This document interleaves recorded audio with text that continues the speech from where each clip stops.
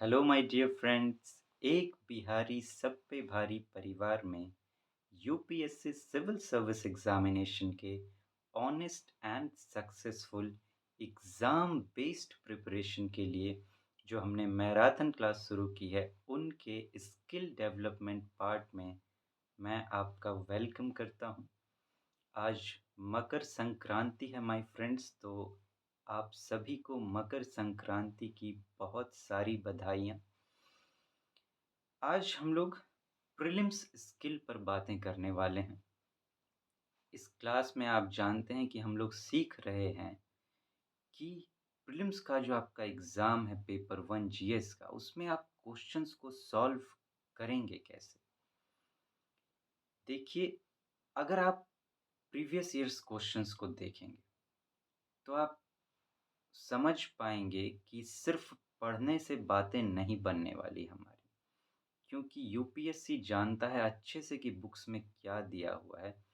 इससे और यूपीएससी जब पूछता है क्वेश्चन तो वो अप्लाइड फॉर्म में पूछता है कि जो आपने पढ़ा है रियल लाइफ में आप उसका उपयोग कैसे करेंगे।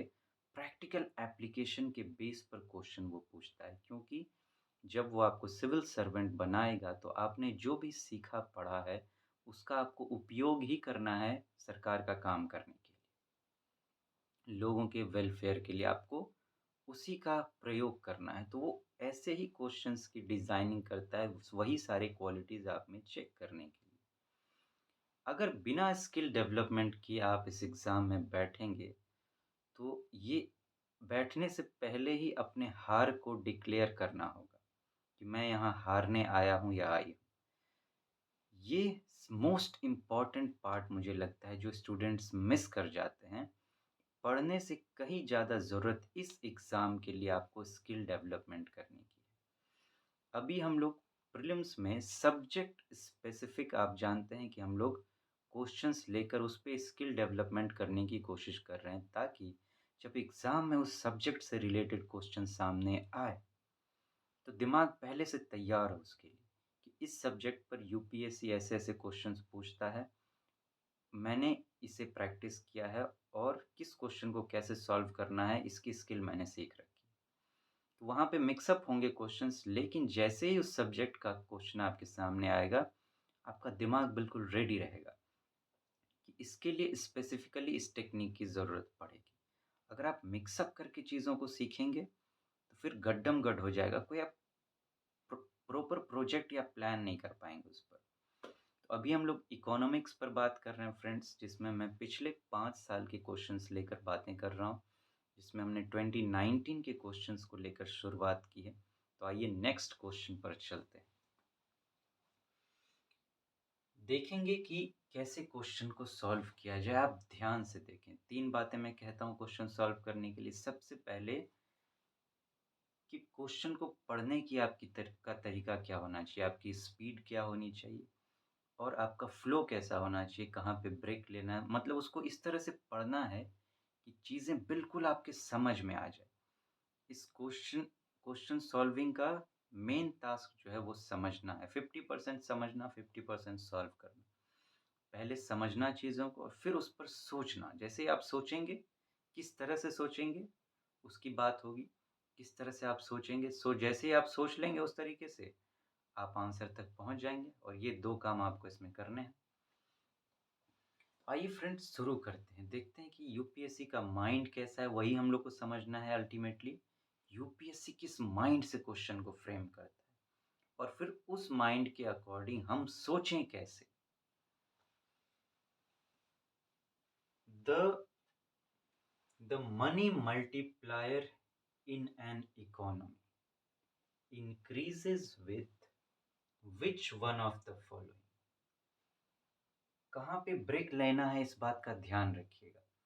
रुकना होगा आपको कहीं-कहीं पर ठीक से समझने के लिए। अगर आप बिल्कुल फ्लो में पड़ जाएँगे तो चीज़ें मिस हो सकती हैं। जैसे अगर मैं इसे पढ़ूँ, तो money multiplier in an economy increases with which one of the following. वहाँ समय का प्रेशर होता है तो आपको लगेगा कि इतने स्पीड की ज़रूरत है, लेकिन जब हम स्ट्रैटेजी पर बात करेंगे तो उसकी ज़रूरत नहीं पड़ेगी। क्योंकि आपको 100 क्वेश्चंस तो सॉल्व करके आने नहीं है पूरे के पूरे, नहीं तो आप नेगेटिव में चले जाएँगे। उसकी एक लिमिट होती है, तो समय बचेगा आपके लिए।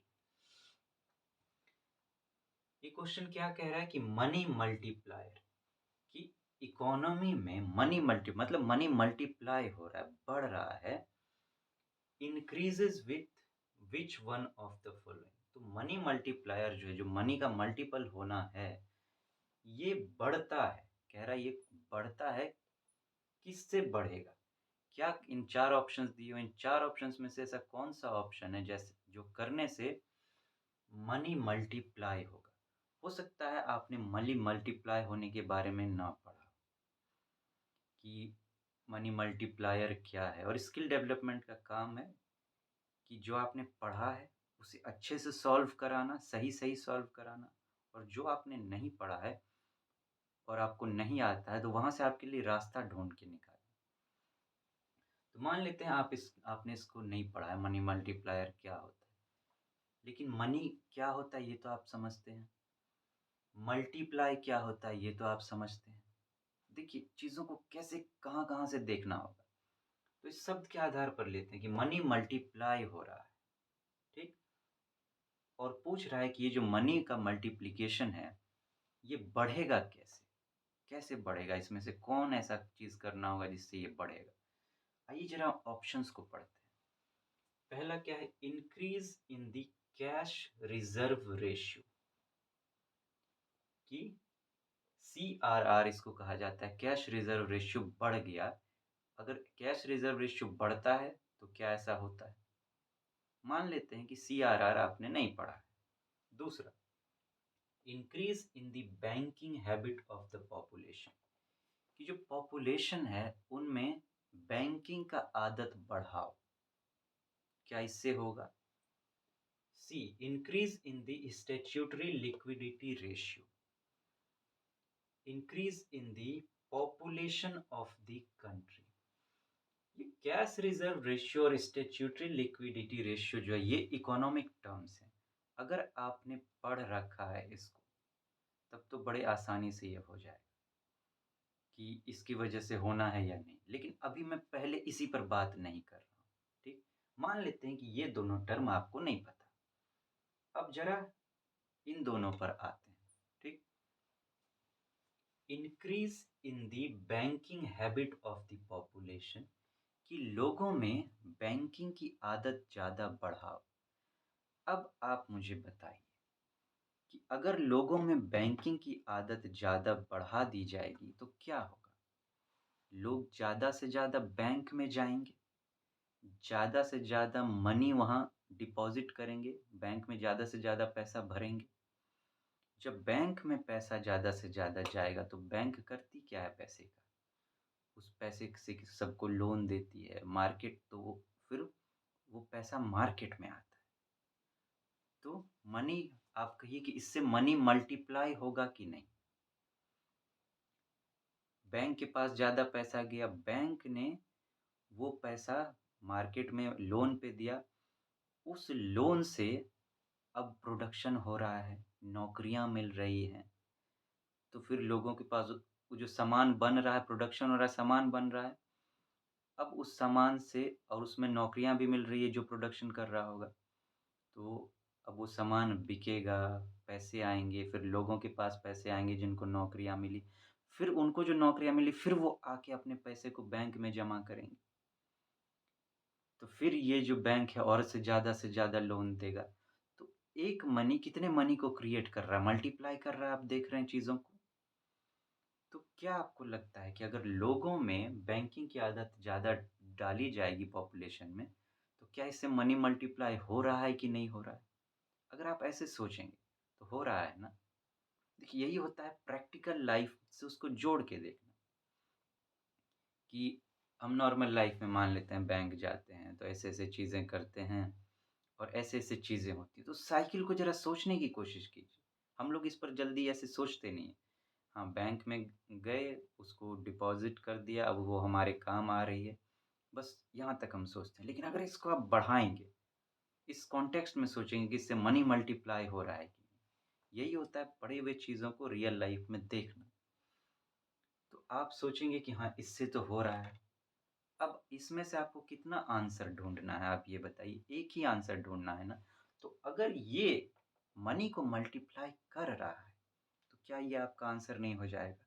बाकी देखने की क्या ज़रूरत है आपको? लेकिन फिर भी एक तो ये टेक्नीक हो गया आप आंसर तक पहुँच गए। दूसरा टेक्नीक क्या हो सकता है, जिसमें आप चारों के बारे में जान लें और फिर आंसर तक पहुँचे? नहीं पता है फिर भी। अब देखिए increase in the population of the country. लोगों का पॉपुलेशन बढ़ेगा तो इससे मनी मल्टीप्लाई कैसे होगा? हुँ। ज़रूरी तो नहीं है कि सारे सबको जॉब मिल जाएगा, सब कमा रहे हैं, ऐसा तो है नहीं। पॉपुलेशन तो एक तरह से लोड होता है, ज़्यादा से ज़्यादा रिसोर्स खाता है उल्टा, तो ये तो और दिक्कत की बात है। तो इसे तो आप आसानी से छाँट देंगे, ये तो छाँट देंगे आप। बचता है अब ये तीनों। अब देखिए यहाँ क्या कह रहा है, increase in the cash reserve ratio, statutory liquidity ratio, ratio दे रखा है। स्किल के लेवल्स को देखिए, जब आप हाई लेवल में जाएँगे इस स्किल पर, तो आप सोच पाएँगे, जिसे मैं पावर ऑफ प्रैक्टिकल थिंकिंग कहता हूँ। यहाँ भी कोई रेशियो है, इकोनॉमिक टर्म है, बढ़ रहा है, इंक्रीज़ है, दोनों जगह इंक्रीज़ है और यहाँ भी बढ़ रहा है, यहाँ भी रेशियो बढ़ रहा है। तो अगर दोनों में बढ़ ही रहा है और रेशियो की बात हो रही है, ये तो दोनों लगेगा कि आपको दोनों तो एक ही जैसा है, कि दोनों में चीज़ें बढ़ रही हैं। अगर इन ये जो है मनी मल्टीप्लाई इससे होता रहता, तो कुछ तो चीज़ होती, यहाँ इंक्रीज़ के बदले डिक्रीज़ होता। लेकिन दोनों इंक्रीज़ कर रहा है, दोनों एक रेशियो है, इकोनॉमिक है और इसमें आंसर आपको कितना ढूँढना है? एक ही। इस आधार पर जब आप सोचेंगे, तो आप इन दोनों को भी छाँट देंगे। और अब आप या तो डायरेक्ट इस पर आ जाइए या इस पे एक बार सोच लीजिए कि देखिए, इससे बैंकिंग हैबिट बढ़ने से पॉपुलेशन में मनी मल्टीप्लाई हो रहा है या नहीं? तो आप आसानी से आंसर तक पहुँच सकते हैं। डायरेक्ट भी पहुँच सकते हैं और चारों के बारे में सोचकर भी पहुँच सकते हैं। शुरुआत आपको वहाँ से करनी चाहिए जहाँ से आपको सबसे वीक लिंक मिले क्वेश्चन सॉल्व करने का। वीक लिंक कहने का मतलब एक ऐसा ऑप्शन जिसके बारे में आप बाकी जो ऑप्शंस दिए हुए हैं उनसे ज़्यादा श्योर हैं। 4 ऑप्शंस आपके पास होंगे। चारों में आप जिस पे सबसे ज़्यादा श्योरिटी दिखा पाएँ, आपको शुरुआत वहाँ से सॉल्व करने की करनी चाहिए और फिर अपने आंसर तक पहुँचने की कोशिश करनी चाहिए। तो ऐसे आपको सोचना पड़ेगा चीज़ों को। तो फ्रेंड्स आज हम लोग यहाँ रुक रहे हैं, फिर आगे क्लासेस में और स्किल डेवलपमेंट धीरे-धीरे हमें सीखते जाना है। ये जो पावर ऑफ प्रैक्टिकल थिंकिंग की मैं बात कर रहा हूँ, देखिए पावर ऑफ एलिमिनेशन तो अब गया। जिस तरह से ऑप्शंस यूपीएससी फ्रेम कर रहा है वो आपकी मदद उतनी नहीं कर सकता। तो अब आपको पावर ऑफ प्रैक्टिकल थिंकिंग की ज़रूरत पड़ेगी। पावर ऑफ प्रैक्टिकल थिंकिंग मैं किसे कह रहा हूँ?